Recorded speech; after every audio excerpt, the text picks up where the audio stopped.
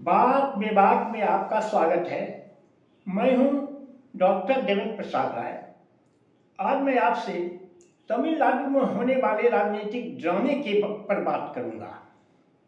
आपको ज्ञात है तमिलनाडु में इलेक्शन हुआ, 3 अलायंस लड़ रहे थे। वैसे तो छोटी छोटी पार्टियां बहुत थी, लेकिन 3 अलायंस लड़ रहे थे, जिसमें डीएमके को 63, अन्ना डीएमके का जो अलायंस था उसको 47, और एक नया नवेला विजय थलपति जो वहाँ के एक्टर हैं मशहूर, उनको 108 सीटें आई। अब सरकार बननी है। वाजिब तो यह है कि यह सबसे बड़ी पार्टी है विजय थलपति की, उसको गवर्नर इन्वाइट करते, लेकिन गवर्नर तो ठहरे आरएसएस की पक्के स्वयं सेवक, तो वह बीजेपी को तो 1 सीट आया है, सरकार को किसी तरह प्रभावित कर नहीं सकते हैं। तो चलो किसी तरह टीवी के पर अरंगा लगाओ। तो क्या कर दिए, तो पहले आप 118 का हमको सिग्नेचर दीजिए। 118 का सिग्नेचर भी दिया। एक मेंबर कहीं भाग गए, कहीं चले गए, भाग तो नहीं गए थे, वो तो समर्थन दे ही रहे थे, कहीं इधर उधर चले गए। तो नहीं, अब नहीं हुआ, नहीं होगा, फिर आइए।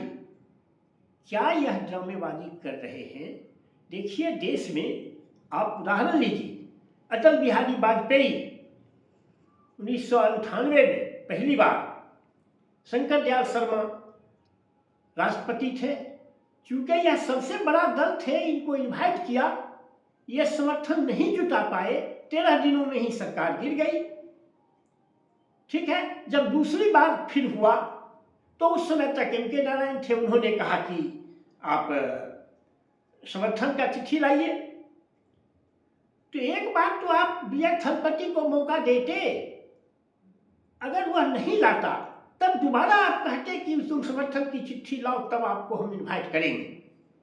लेकिन आप तो पहले से मन में बना करके बैठे हुए थे कि उसको नहीं सरकार बनाने देना है, अरंगा लगाना है, तो लाओ 118 का पहले चिट्ठी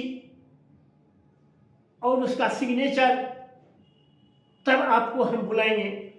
तो यह एक राजनीतिक ड्रामेबाजी है। अंत में उसका मेजोरिटी हो गया, 107 तो उसे ही था, 5 कांग्रेस का हुआ।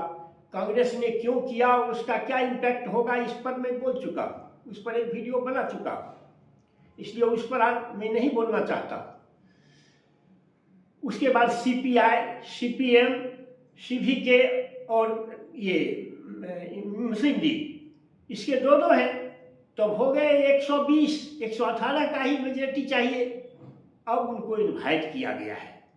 हालांकि विजय थलपति भी बहुत वादा कर लिए हैं, बहुत वादा कर लिए हैं। उन्होंने वादा किया है कि महिलाओं को 2500 रुपया महीना पैसा देंगे, शादी जिस लड़की की होगी उसे 8 ग्राम सोना देंगे, 6 गो सिलेंडर मुफ्त देंगे पर ईयर, 200 यूनिट बिजली फ्री देंगे। अब इतना तो आप कर नहीं पाएंगे। जैसे पंजाब में भी भगवंत मान ने बहुत वादा कर लिया, जो इतना रुपया देंगे, 1000 रुपया भी महिलाओं को नहीं दे पाए, एक दिन भी नहीं दे पाए, आज तक नहीं दे रहे हैं। सरकार 3 साल चली, अभी तक दे नहीं पाए। इसी तरह ये अभी दे नहीं पाएंगे। इन्होंने क्या समझा था कि लोग जो ओपिनियन पोल आ रहा था, तो लोग कहते थे कि इनको 12-13% वोट आएगा। उनको क्या पता था कि हमको 35% वोट और 108 हमें विधानसभा में सीटें मिल जाएगी। इसलिए वो अपना वादा करते गए, लेकिन जनता तो अब उनके वादे पर जांचेगी अगला 5 साल में, तो यह कर नहीं पाएंगे। अब इसका क्या इम्पैक्ट होता है, और अगर करेंगे तो कैसे करेंगे, एक्स्ट्रा के जो रिसोर्स है उसके लिए धन कहाँ से इकट्ठा करेंगे, यह तो अब विजय थलपति ही बताएंगे और उनकी आने वाली सरकार बताएगी। लेकिन अब देखिए, हमें नहीं उम्मीद है कि वे इन सारे वादे को पूरा कर पाएंगे। तब अगर अगला इलेक्शन में इनके वादे पर अगर लोगों ने ध्यान दिया और वादे के बारे में सोचा तो इनको बहुत प्रॉब्लम होगा। वैसे तमिलनाडु में तो बहुत, मैं एक बार कह चुका हूँ, एक वीडियो बना चुका हूँ, बहुत लंबी परंपरा है एक्टर्स के राजनीति में हस्तक्षेप करने की, और हस्तक्षेप नहीं, सक्षम हस्तक्षेप करने की। तो बस आज के वीडियो में इतना ही। अगर आपको मेरी बात पसंद आए तो आप इसे लाइक और सब्सक्राइब करें। Thank you very much.